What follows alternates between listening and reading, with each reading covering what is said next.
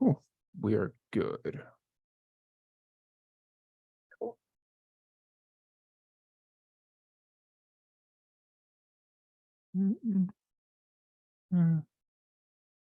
All right. Are you ready? Oh, Yes. Okay, Ready to cool. go. Awesome. Cool. I'll do the intro and we'll jump into it. Sweet. Cool. All right. Welcome back to another live and amplified livecast. I'm your host, Tom Quiet, and we are back at it again with another amazing podcast. Today, we have a very special guest. We have Maddisun. How's it going today? Hey, Tom. I'm good. How are you doing? Doing really well. It's 4th of July here in the States, which is always a fun holiday, but all my family's kind of spread all over the place, so I just kind of do my own thing here. Yeah. Where are you actually? So I am based out of Waco, Texas. Texas. That's what I thought. Yeah. I'm originally from Chicago, and my sister still lives in the area, not like close, but still in the area. And then my dad lives down in South Florida. So, Well, happy Independence Day to all the Americans out there. yes, for sure. But really excited to have you on. I know we were supposed to do this, was it last week, 2 weeks ago? 2 weeks ago. Yeah. Yeah. But excited to finally get you on. It's quite funny. I had another musician on, Crystal Marie, as she was asking. Yes. Yeah. She was asking if we had that podcast, and I was like, no, we had to reschedule, but we're going to get it on the book. She's like, you should. It'll be a fun conversation. Yeah. I was like, sweet. Yeah. Yeah. I know. I was like trying to line it up when I was in Toronto, and I was like, there was just so much stuff going on. It's better to do these kind of things when I'm home. Even though I probably would have been like really excited to talk to you while I was there, but I don't know, I'm still excited. Yeah, for sure. It's one of those things where it's like you're being at home, you're in a different mental space, whereas on the road, it's like, oh, wait, I've got like 300 things to do because I'm only here for a short time. Yeah, so I totally get it. Yeah, I'm actually going to see Crystal. She's in Vancouver right now, and I leave to Vancouver tomorrow, and nice. We're gonna connect. We've been trying to do a co-writing session for a while, so yeah, it'll be good. It'll be really good. She's awesome. That's really cool.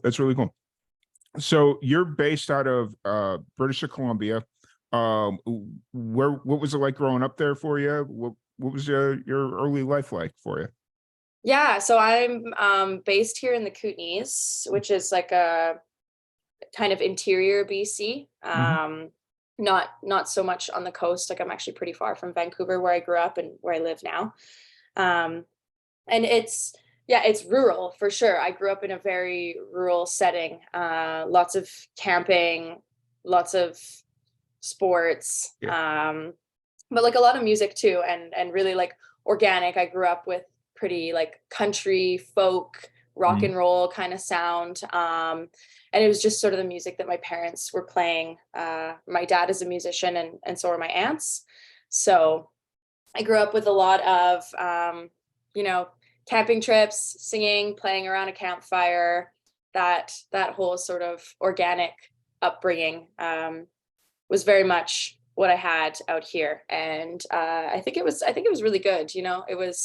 It was definitely grassroots, and I appreciate having grown up that way, because as soon as I started to go out into the cities and kind of immerse myself in bigger communities, I was just like, oh my gosh, like I really, really appreciated it. It wasn't like I grew up in the city and I was like jaded. It was like every time I go to the city now, I'm even starry-eyed.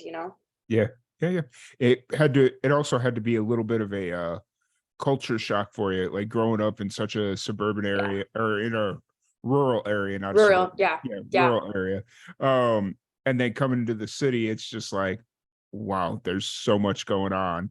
Because I grew up not in a similar situation, because the suburb I grew up in was still very city-like, but it was it was so close to the city that like the city just kind of spilled over into it.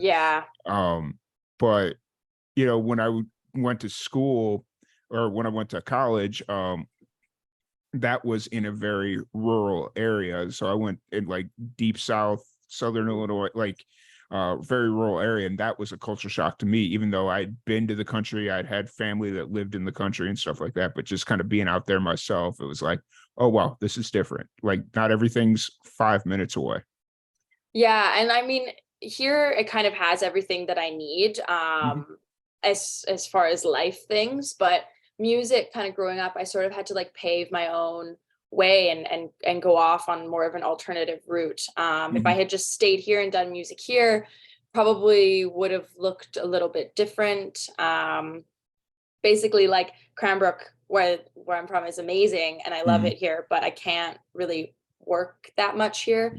There's really no other artist doing what I'm doing here. It's kind of isolating sometimes. So there's other musicians, but there's no one who is really like taking their career and running with it and doing the full-time artist thing. There's no one else. So oftentimes it's like, it's kind of lonely and I don't have many people to like talk to about it out here. Yeah. So that's why I find like I have to go out and connect with people in the cities who understand what it's like. But I feel like lately I've been saying to everyone that I feel like Hannah Montana, because I kind of have like the best of both worlds. I like come home to the country and I go mountain biking and kayaking and go to the river, and then I go to the city and I get to be this little rock star. So it's kind of a fun life.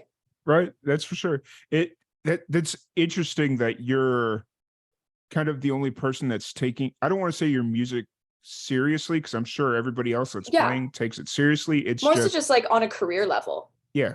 Yeah. I'm making it my career. Yeah. Yeah. Whereas some of them probably just play because it's fun or whatever. So well, because they grew up as musicians or whatever. I play with a lot of musicians out here who have been doing it for 40 years, 30 years, and that's really cool to be able to have that community. But sometimes I'm lacking the community of like people that are in the grind like right now, and people that are kind of emerging out in their careers and just navigating that whole thing. A lot of people here are sort of over that, or maybe tried to do that, but it didn't exactly work. But yeah, so that's kind of what the lifestyle looks like here, and my upbringing was really musical and definitely like an organic upbringing. Yeah, for sure. So when did that light switch kind of come on for you that this was more than a passion, that you needed to make this a career? Music, I'm speaking of. I think I was like 4. Okay. Early days. I never really had another plan. Yeah. I think that I just kind of knew that this is what I wanted to do. It was just, it felt like it was like my calling, if you will. And so that's always what I was kind of pining towards. And I started taking piano lessons. My parents put me in piano lessons when I was like 5. So, I've been playing piano for a long time. Yeah. And that kind of led to, playing music in school and then picking up guitar. My dad taught me guitar, but I've always sung and danced and, done the whole kind of star thing. I was always like, it's like, oh yeah, I'm going to be a superstar. That's kind of what I wanted to do. And it looks different now. And my outlook on it looks different now from when I was like a little girl. But lately I've been saying it's pretty cool that I get to do what I wanted to do when I was like 12. I'm living that life. It looks a little different, obviously, but truly like I'm living the life that I had envisioned for myself. Yeah, for sure.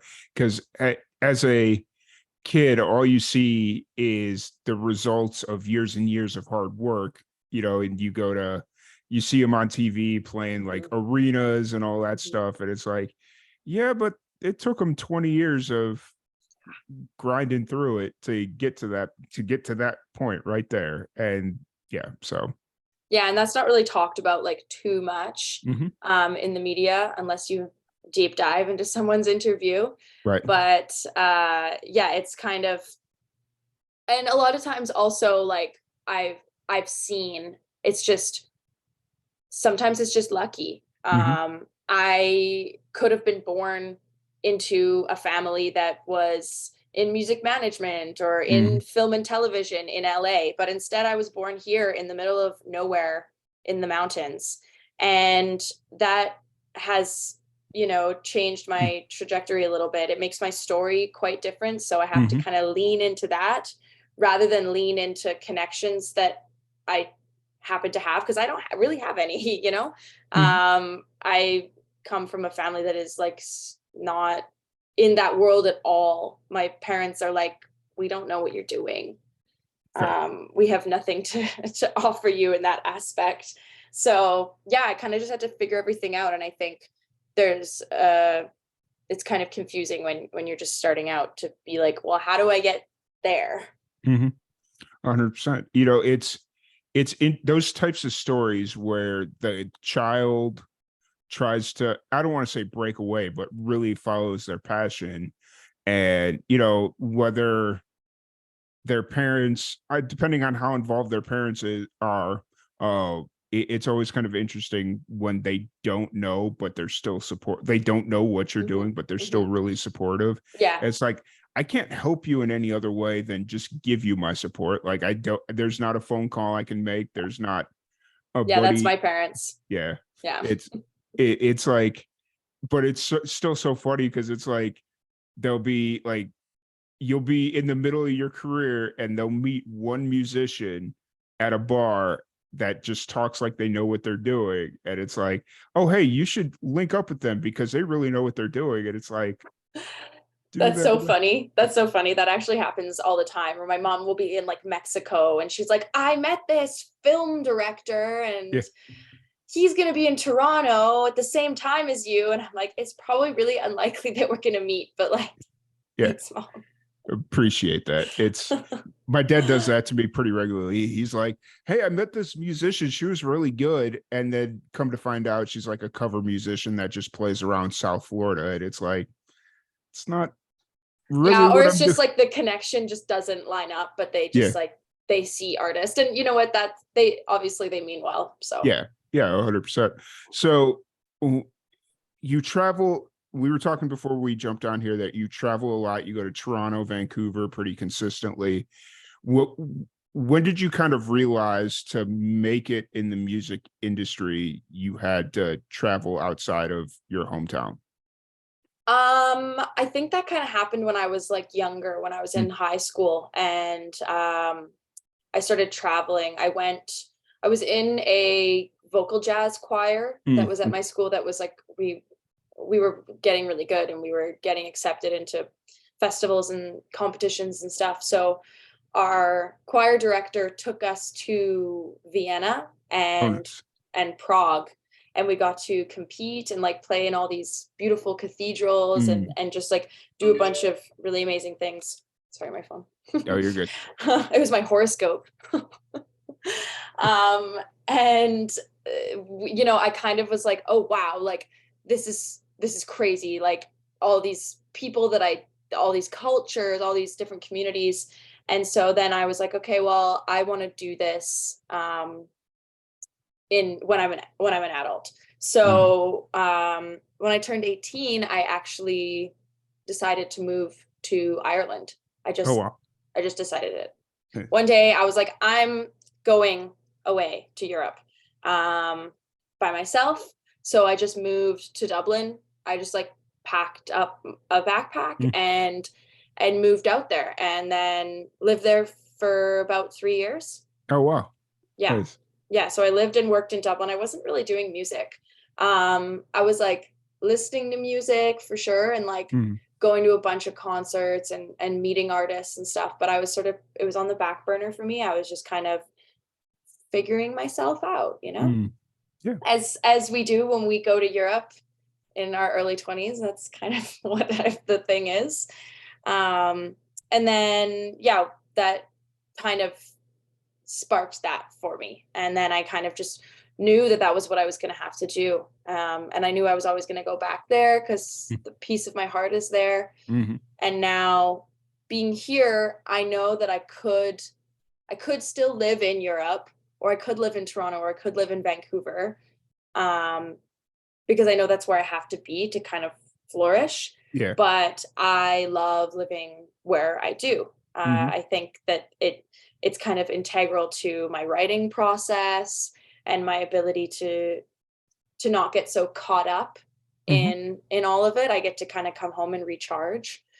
But yeah, I really started doing that after COVID, obviously, because before then I was just kind of building my brand, right, and like building my catalog of music, building my performance repertoire and like my skill set.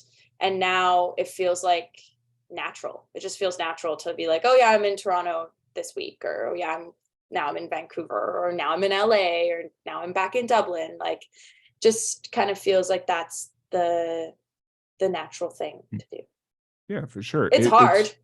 Oh yeah, it is. Like, you touched on one thing that was really interesting, because I try and tell people this all the time, that like grew up specifically in one location and didn't really ever leave it growing up, is that you'll really find out a lot about yourself when you move away for a little bit. Like, even if you have every intention on moving back, moving somewhere for 3-4 years and like giving it a real chance to see if you actually love your hometown, if that hometown love is there, it's just super beneficial. Like, I found, like, I got a lot of friends that still grew up where I'm from, and they stayed there their entire lives, and they're miserable right now. And it's like, I like, just try, like, try it. Try it. Like, you're not married, you have no, like, and it's not like I'm not trying to lay it in on them, but just like, you don't really have anything tying you here other than your family. You don't have anything to lose. Yeah. And so some of them took me up on it, and they went around and they ultimately ended up back there. And it's like, okay, cool, I get it. Yeah. But, you know, I ended up back here too. And it's not like I came home from Europe and I was like, oh my gosh, like, I have no like idea what I'm doing. I'm just going to stay here and like work a job. It was like, living in Canada makes it easy for me to own a business and run a business, which that's what this is at the end of the day. I'm a business owner. And so it's easy to do it here. I save money by not living in the city, right? Like, I'm close to my family and friends. It's for sure, it's like a comfort thing. I also have a really great house. And it's, it just allows me to be able to really go out to these places and be my best self, rather than like trying to be in that mode every day, all the time. Yeah, for sure. For sure. So those 3 years that you lived in Dublin, you said you didn't focus on music. Were you still like writing, or was it a complete like? Yeah, I was writing. Okay. How did like Dublin change you as a musician, or was it just kind of an opportunity to kind of really see what you could do? Yeah, I think it changed my overall style. Like, I think Dublin is a very alternative city. And I mean that in like, it's kind of like gritty. It's like, it's not really like London or like LA. I mean, it's smaller, but it's really tight knit. But it's like Ireland is definitely like a more alternative kind of music scene, and everyone is just really, really connected. So I think it kind of changed my style a little bit. I went in a more just like went deeper into my style, and I think slowly that kind of came out in the music. But it took me quite a while. It took me probably like 2 months of being home when I moved home from Dublin to write most of the songs about my life there. But I wrote my first album, Self Reflections, about most of my life there. And a lot of the songs were still going back to my roots. Like, there was a lot of country in there, But then there was some more like kind of alternative cuts, deeper cuts that made it on there that were definitely inspired by the lifestyle there and just the sounds I was hearing. Listening to a lot of like indie music. Okay. Yeah. And like traditional and then like Irish kind of stuff. Yeah, it was like a mix of everything. Nice. Yeah, because that's ultimately what I was leaning into, because I know like you go to different countries and different genres are a little bit more prominent. Like in the States, depending on where you're at, it's country music, it's rock, just kind of depending on where you're at in the country. And then you go over to England and they got their thing going on, and up into Ireland, so it's definitely a wide variety of music just to kind of travel. And the fact that you just kind of opened up to that, even though you weren't necessarily playing yourself, you were just kind of infusing yourself in the moment. And, I was. And kind of letting yourself mature as a songwriter. Yeah, and as an artist. And that's like where everything, like I was really immersed in like style, like fashion. I was so obsessed with like fashion and going in so many different like vintage boutiques and just like traveling all over Europe and seeing different styles. And then that kind of came out in the music too. But yeah, I think like the music in Canada is definitely a lot different, especially here in BC. It's very like folky, kind of coastal indie sound. But yeah, in Dublin, it was a harder kind of sound. But I also was listening to like a lot of electronic music. Lot of electronic music. And I'm still really, really into the electronic music scene. So that's kind of, when I sit down at the computer and like produce a song, which I don't really put out any of my self-produced work. If you sign up to my Patreon, it's on there. Nice. But yeah, so if I sit down at the computer and like just mess around and produce something, it always comes out with this like electronic kind of like folktronica, lo-fi sort of sound. And it's interesting that that's just like what naturally comes out when I like fiddle around with production. When I'm writing and I'm playing, it's usually more like a ballad or like a classic rock kind of sound. And that's just, it's interesting to see where the influences come in. Yeah, for sure. For some reason, I imagine like music in Ireland is very string and percussion heavy. Yeah, super percussion heavy. Yeah. Okay. Because like every time I watch something, I just hear a lot of percussion in it. And I'm like, oh, that's very, like, a lot of strings, a lot of percussion. And so I was just curious if like that's just what I've been seeing or if that's pretty consistent across the board. Yeah. And I don't know if this is like due to the climate, but the music is darker. Okay. It has like a more like underground, dark, alternative kind of sound. It's not like bright like Americana or like country music is out here in North America. It's like a darker sound, which I really liked and I really do still like, but I have such a huge like catalog of music that I listen to. For sure. Now, as a Canadian, this is Stupid American coming out real quick. As a Canadian citizen, is it easier for you to travel into the UK and in there, or is it as much of a pain in the ass as it is here in the States? It's pretty easy. Gotcha. Going into the States now, that's like next to impossible. Right. So that is, I mean, it's doable, but not when you're just like on your own trying to figure things out. Like, but it was pretty easy to go to Ireland and get like a work visa. And then it's pretty much just as easy to go in and get like an artist touring visa. Yeah, gotcha. 'Cause, it's like I've been trying to get everything set up so I can go over to like the UK for a couple of weeks, just kind of really, because I mean I guess technically I've been to Canada, although it was Windsor and we were there for 7 minutes because I wanted to say I went to Canada. Wow, that's so disappointing. I know. You shouldn't have even told me that. I tell everybody that story because it's It's like I was. It was before it was before the 9/11. So it was like maybe 99, 2000, something in that ballpark, because we didn't even need passports to cross the border. Wow. And my dad was working in Detroit at the time, and he was like, "Hey, got a long weekend. If you guys want to come up and visit, more than happy to have you." So my mom, my dad, or my mom, my sister, and I, we all went up to Detroit, and we were looking for a place to eat. And he was like, "Hey, you guys want to go to Canada and eat dinner?" And I'm like, "Yeah," like I'm in sixth, seventh grade at that time. It's like, "Yeah, let's go to Canada."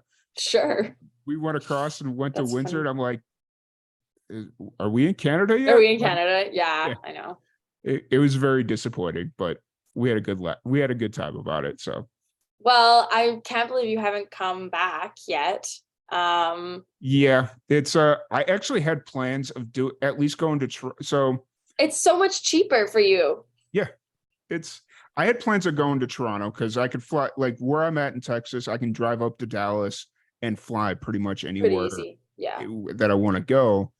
But I let my passport expire, and now I have to go through the entire Mm. pain in the ass process of getting my passport back. And it's like, dang Yeah, it. I had a guitarist that I worked with when I was doing my album in LA, because I did Hmm. the newest album in LA. Hmm. And I flew him up to play a show in Toronto, but his passport had expired. Yeah. And we were like down to the wire. I think it Yeah. came like 2 days before he Yeah. had to fly out. Yep. It was I was But it in a was quite the process for him. oh yeah. It's I'm actually planning on going out to the UK in April, I think it is. So it's like Oh, well, I now. might be playing when you're there.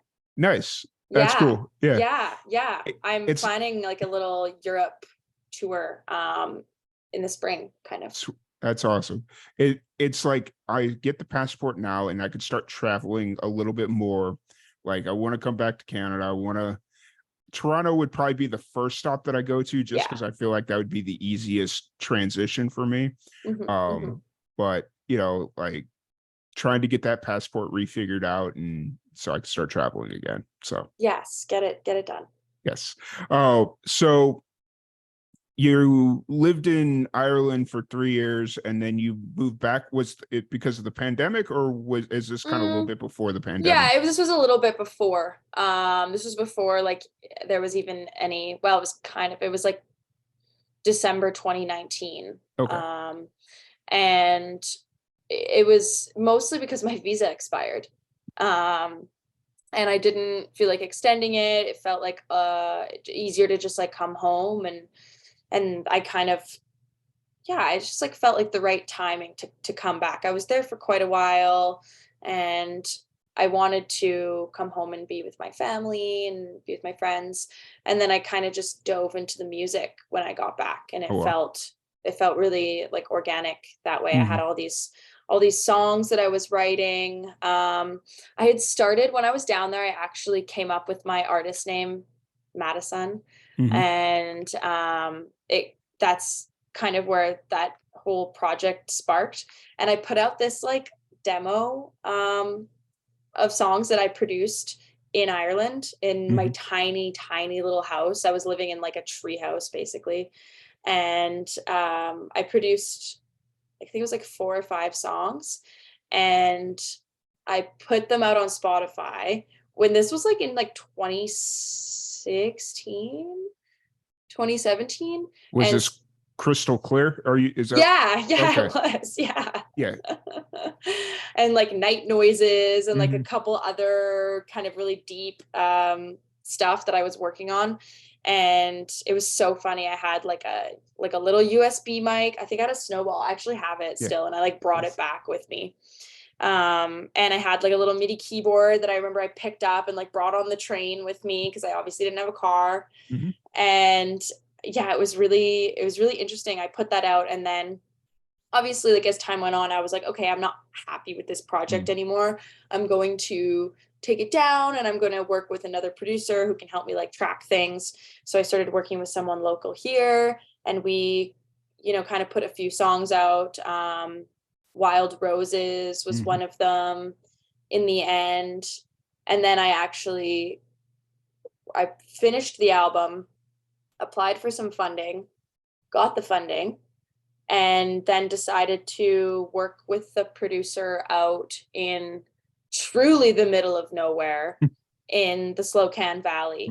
And I talk about that experience a lot because it was like a completely off-grid studio where I went, where we just like I stayed in a trailer on the land of the studio, and we just worked like every day. I had 24-hour access to the studio, and we just kind of hung out there, and the album came together. And that was Self-Reflections, which a lot of the songs were inspired by my life in Ireland, especially the song Three Crows at the Funeral Home. That was like a really funny song that I just like wrote one day, like over a bunch of days when I was walking to the train. Awesome. Awesome. So that all kind of started releasing while at the tail end of your trip in Ireland, and then once you kind of came back. Once I came back, so like into 2020, I released Self-Reflections in August 2020. Gotcha. And so kind of moving forward, then the pandemic hits, and that, how did that affect you in Canada? How did the pandemic kind of hit everybody? Was it? Yeah, I mean, I don't know. Like, I guess like it was a really big thing for a lot of people, and it definitely like took a lot of businesses out, and it changed the dynamic of the communities and the whole country for quite a while. But like, I don't know if this is just me being like rose-colored glasses all the time. I tend to live my life pretty positively. It didn't really, I don't know. I just kind of went with the flow. Like I was like, I don't know. I didn't really feel like my life was that affected by it. And that might sound like naive or ignorant of me, but like, I don't know. I'm quite adaptable, and I just sort of, I just chameleoned my way into like what I needed to do for the time. And that just meant like, I wasn't doing as much live performance, but I had a bunch of personal things happen to me at that time that were also making me sort of retreat. And I just like went out and did this album. I put the album out over COVID. I didn't think anything of it. I didn't care. I wanted to put it out. I didn't care what was going to happen. And I just sort of like started doing the online things. I wasn't traveling at that point, so I wasn't really missing it because I had traveled so much prior. So I don't know about everybody else, but I was totally fine over COVID. I know, it's interesting that you word it in that way, because it's like I look back at my work had us in lockdown, quote unquote, whatever that meant at the time, for a year and a half. So like we went remote in March of 2020, and then we weren't let back into the offices full time until like November 2021. So like, like that was the only big change that we had. Was the music, or not the music, the fact that I just couldn't come into the office. Like everything else was the same. Like, it really didn't change anything that badly for me. I definitely missed performing live, but at that point I wasn't doing it as much as I do now. And now I do it more than I ever have before, because I'm in that point in my career. And so I think I noticed it more when it came back, that I was like, oh, I really, really missed this. And I really missed going to concerts. But at the time, like, I just sort of made the best of it. Like I do anything like that. And like I think the community has really bounced back in a great way. The whole music community as like a whole across Canada. Oh yeah. I think across the world. Like across the world. Yeah. 100%.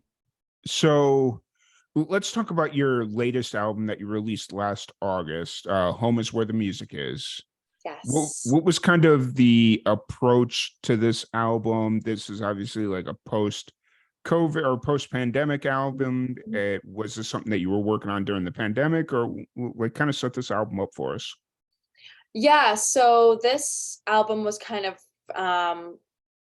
brought on by me going back to Europe. I went back to Dublin in 2022, last year, because I really wanted to songwrite. I wanted to go back and songwrite for this album. And I started to kind of get this theme because I grew up with such a musical family, like just such an organic, rootsy musical family that I was like, you know, music has always felt like home for me. And I'd lived in Ireland and you know, I'd kind of traveled and been around, and I was just like, okay, well, where do I feel the most at home? And it's like, well, nowhere. But if I have my music with me, then I feel the most at home, like in myself. So I wrote some of the songs here. I wrote Don't Say No. I guess I was going through a time of like getting a lot of like no's from the music industry, and I felt like I was really having to like prove myself because I was just starting out. I was like, I mean, I wasn't just starting, but I was kind of like, I put out this first album and I was starting to get like people coming in and trying to give me advice or whatever. A lot of it was great. A lot of it wasn't. And I was navigating how to receive that. And I think that I was like kind of frustrated at the time. And so a lot of the songs are talking about that. A lot of the songs are actually about that. And I don't think that's a bad thing. I'm not writing songs like that at the moment. Writing songs about like resilience or redemption, but that's kind of what I was writing about. I was sort of like, there's in my song Big Wave, it's like, hate it when they tell me what to do.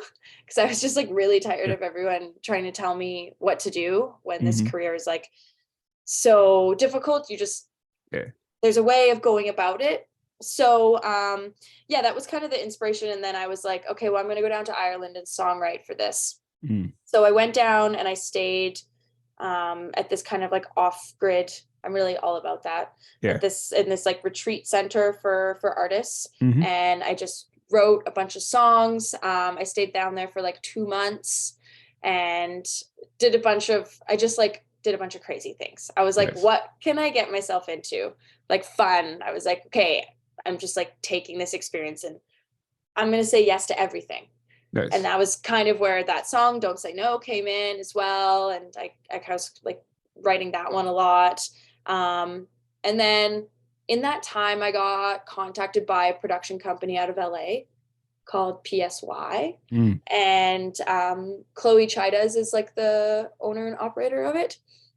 And she kind of like approached me and was like, hey, we're doing this, we're kind of working with some artists. Would you be interested in coming down and we kind of work something out to do an album together?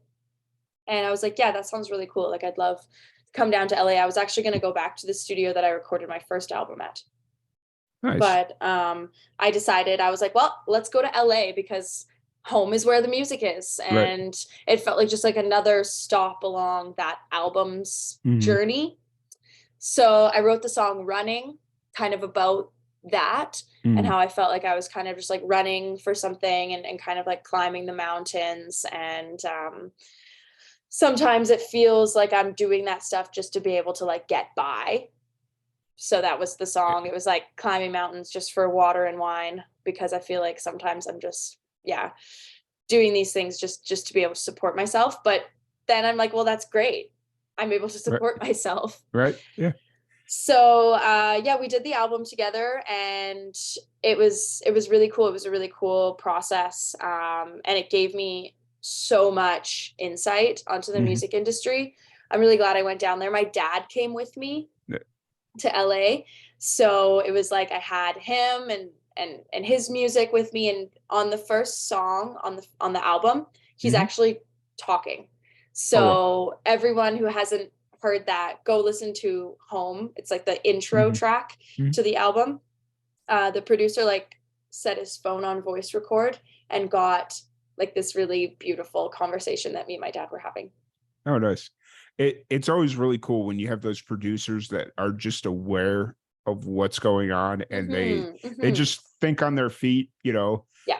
Where it's Yeah. like, I don't know what I'm going to use that for, but it may be good to have down the Yeah, line. when I had told him as well, I was like, I want to get like a talking piece, like introduction into the album, like something inspiring. And we didn't plan it. I love that it just kind of happened in that moment. It wasn't like, okay, Dad, now here's your script. Yeah. It was like, it was really organic. And so that's kind of how the whole album went. And, there was like some things as far as production where like I totally could have done something that was like, I got some feedback, from various people that were like, oh, this kind of just sounds like a demo because it's just kind of like rootsy or whatever. But I think that was okay. And I could have gone and like done a huge production.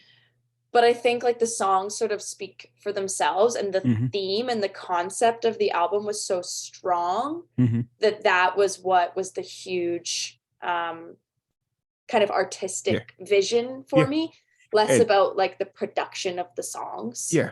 And I think that's what really drew me to the album when I was first started listening to it, was this isn't overproduced. It doesn't misrepresent you as a musician, because you kind of, as you listen to more and more musicians, you hear them play live, you hear their album stuff, and it's like, man, that album kind of misrepresents what you are as a musician. And when somebody like yourself kind of leans into that, and it's like, okay, I don't want this album to be overproduced and misrepresent who I am, that's really cool. And it's kind of funny that somebody pointed it out to you that it felt like a demo album, and it's like, I didn't pick up on that. Yeah. And it wasn't even like that comment was like a super positive thing, like the way that I'm describing it now, whereas I've turned it into a positive thing. But I was kind of like, well, it captured my essence of what I wanted. And like, sure, the songs could have been totally different. But like, I was really, really happy, with like the core of the album and the sound. And I think that my vocals really came out strongly, and that's something that's really important to me. So that's kind of a little bit about Home Is Where the Music Is. Sweet. It's an awesome album. So anybody out there listening to this podcast live or afterwards, however you consume our podcast, please go give Home Is Where the Heart, or Home Is Where the Music Is. That's funny. Everybody actually says that, and I think it's good because I've started something new. Oh, and I have the link in the description below, so you guys can check it out there after the podcast, of course, please. So Home Is Where the Music is out now. What's kind of the plan for the rest of the summer? I know growing up in Canada, summer's usually a little bit shorter seasonally, right? Yeah, kind of. I've got a big tour planned. So as we're speaking, I'm thinking about all the things that I need to be doing for the tour. I'm like, there's so much planning to do, which is really exciting. And it means that I'm going to be able to take some time off this winter and just hang out and write. But I've been writing a lot, like a lot. Yes. And my last trip to Toronto, I actually did a songwriting session with another musician and songwriter out there. And we wrote like such a good song. And I wrote a couple songs of my own. And now I'm actually in the process of applying for some more funding to do a new album. And the album essentially is like written. I might write better songs in the time before I get ready to produce. But there's a few really, really key songs that I've written over the last like year that are going to come out on there. And I'm already starting like the sort of like the artistic vision for it. I'm kind of putting together like the message and the theme for the album. And that's, it's really cool to go through the stages. Yeah. Sorry, I just got really dark on you. Oh, it's all good. It's all good. No, that's really awesome. And gearing up for a tour that's, I mean, it's got to be nerve-wracking and exciting all at the same time, no matter how many times Yeah. you've gone out on tour. So Yeah, and it's just I never know what to expect. So lately I've been just going into things expecting that I'm just gonna get to play. mm, And yeah, like that's the bare minimum, you right, know? right. Yeah, I So I'm gotcha. like, I just get to play today and that's great. Right. And is this tour all just around Canada Yeah. or Yeah, yeah, yeah. cool. It was too much to go into the States, and then I'm gonna go into Europe next year. So Nice. Yeah. Awesome.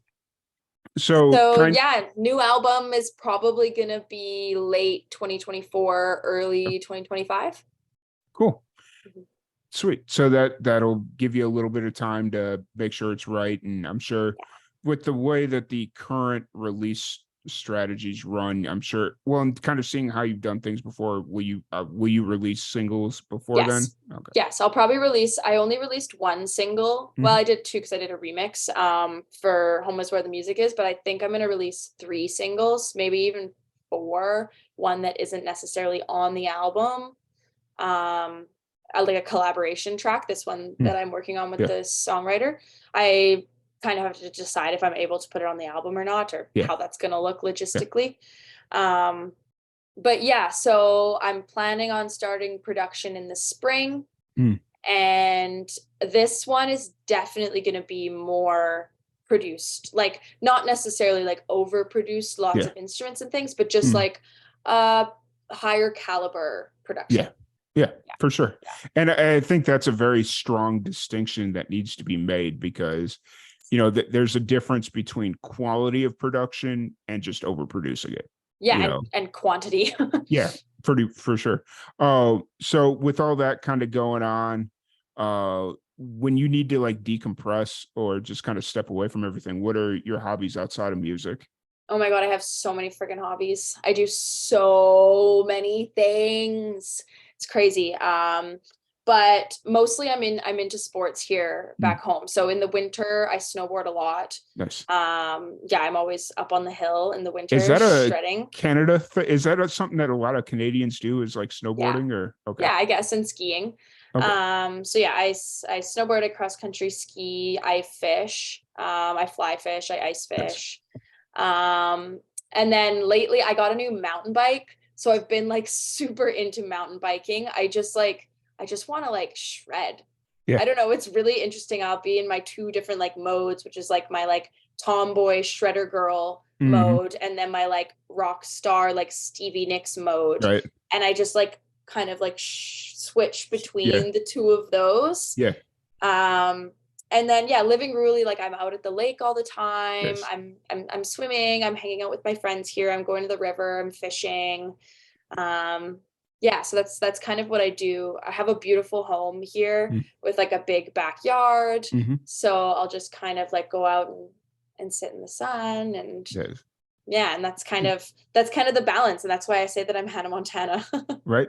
It's a nice balance, like you said, where it's like you get off the road essentially playing music and you can kind of come home and decompress and just do all the things that you love to do. And it's funny you keep bringing up the Hannah Montana comparison, but it's just I think that's equal across a lot of people's lives It where it's like you is. got that business profession. Like my buddy, he's a chiropractor, so he goes into the chiropractic office and he's like super business professional. And like I've seen him at his office and it's like, wait a minute, this isn't the guy I know. But you go in there and he's like super business professional. And then as soon as he walks out the door, he jumps on his motocross bike and he's out in the Yeah. woods. And I'm like, Yeah.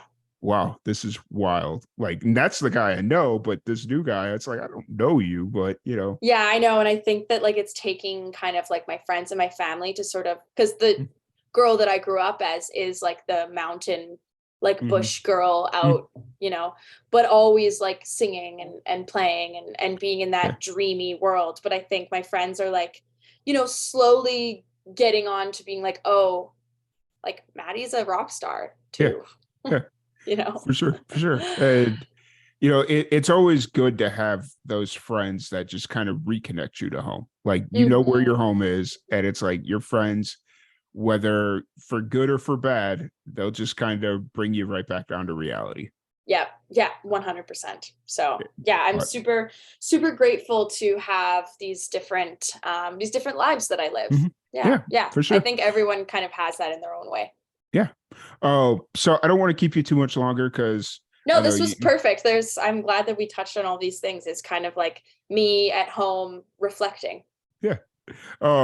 So as you kind of move forward with the summer, you'll be working on the album, touring, all that fun stuff. And then when you're not on the road, it'll be in the riding the bike and Yeah, up in the mountains, all that fun stuff. in the mountains. Yeah, up in the I, sometimes I say things and it's just kind of flies right out of my mouth, and I'm like, yep, that made absolutely no sense. But those are Hey, words. no, I'm up in the mountains. I'm shredding. Yeah. One thing that we like to do on the podcast is pass on knowledge to younger musicians. So, as a musician yourself, what's something that you've learned through your career that you wish you knew when you first got started? I think it's just like really leaning into yourself and Mhm. who you are. I think that a lot of us like want to paint an image that we think people want to see, or we kind of try and follow the footsteps of another artist or whatever.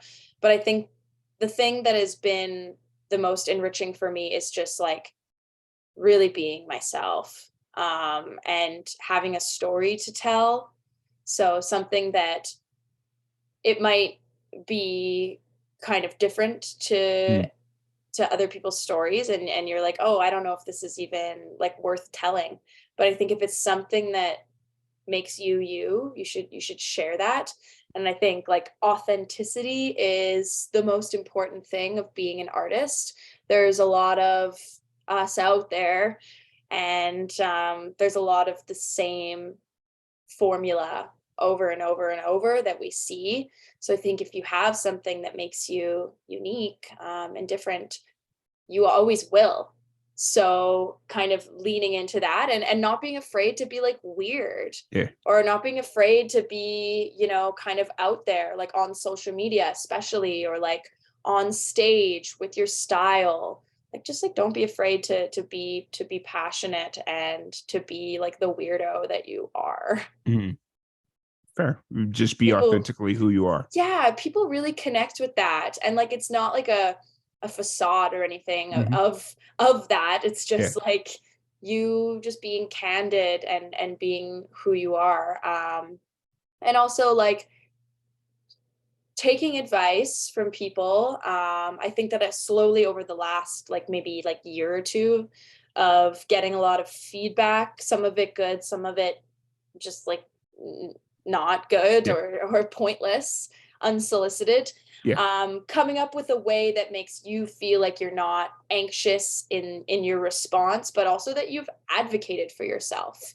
And if someone is telling you something that isn't accurate Mhm. or like doesn't serve you, like it's okay to be like, no thank you. Right. Or to not just smile and nod. Like it's okay to like especially for younger female musicians, that's a really hard thing to it's like something that I always struggle with. I still do.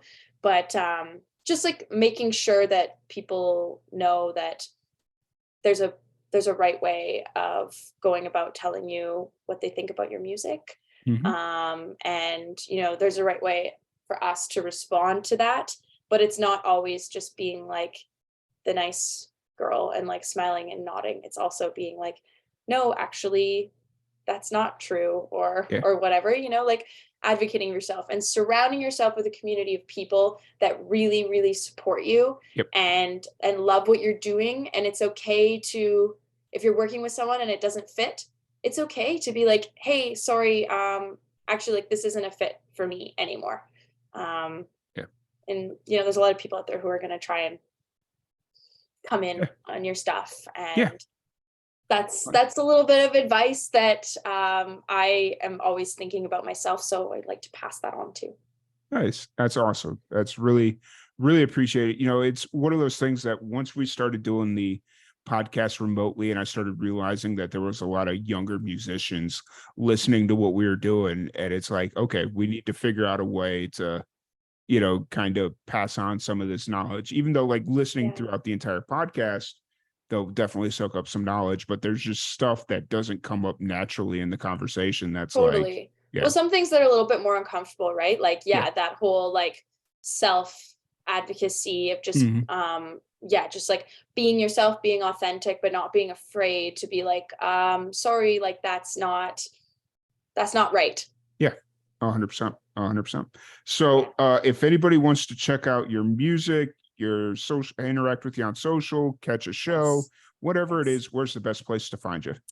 Probably Instagram, Maddisun Music, Maddisun Music.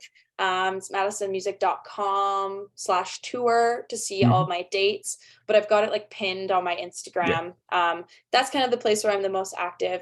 If you want to hear the songs that I'm working on for the new album, the demos, you can sign up to my Patreon. It's just Maddisun Music Patreon. Nice. It's only $5 a month, so it's literally like if you want to just buy me a coffee, you can sign up for a month, listen to all the songs, and then you don't have to, you can cancel it, or if you really like what you're hearing, you can stick around. So it's kind of one of those things that it really, really supports me. And I use it as a blog as well. So I'll be on tour and I'll blog like a whole thing, and I'll upload a bunch of photos that don't get onto my Instagram. So just a little plug about the Patreon that, really supports artists if you can sign up. Yeah, for sure. Patreon's a really cool platform. And if you haven't been on it, check it out. Support Maddisun.